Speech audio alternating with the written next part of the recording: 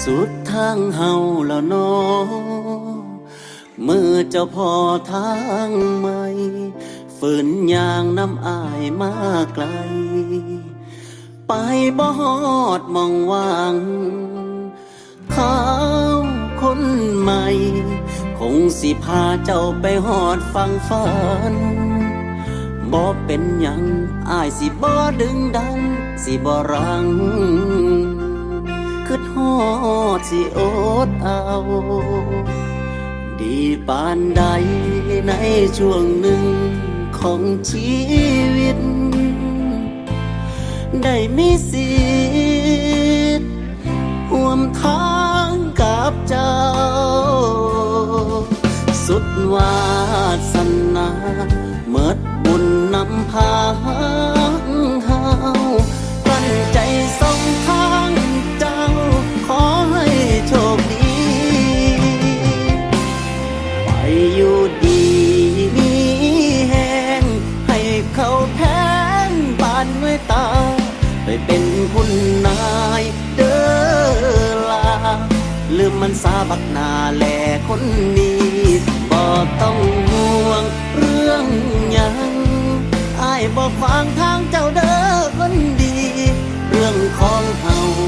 อ้ายสิเก็บไว้มองนี้หากเวลาเจ้ามีเสี้ยวนาทีมายามลูกแน่เด้อลา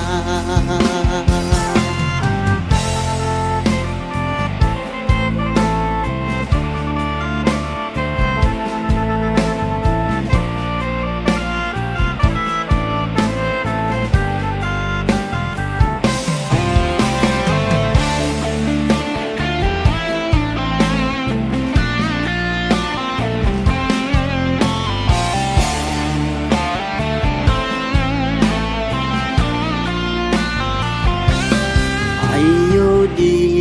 มีแหงให้เขาแพงปานด้วยตาไปเป็นคุณนายเด้อลาลืมมันสาบักหน้าแลคนนี้บ่ต้องห่วงเรื่องหยังอ้ายบ่ขวางทางเจ้าเด้อคนดีเรื่องของเฮาอ้ายสิเก็บไว้มองนี้หากเวลาเจ้ามีโอ้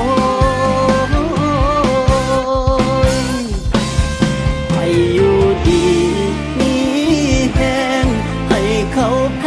งปานด้วยตาไปเป็นคุณนายเด้อลาลืมมันสาบักหน้าแลคนนี้บ่ต้องห่วงเรื่องหยังอ้ายบ่ขวางทางเจ้าเด้อคนดีเรื่องของเฮาอ้ายสิเก็บไว้มองนี้หากเวลาเจ้ามีเสี้ยวนาทีมายามลูกแน่เด้อลา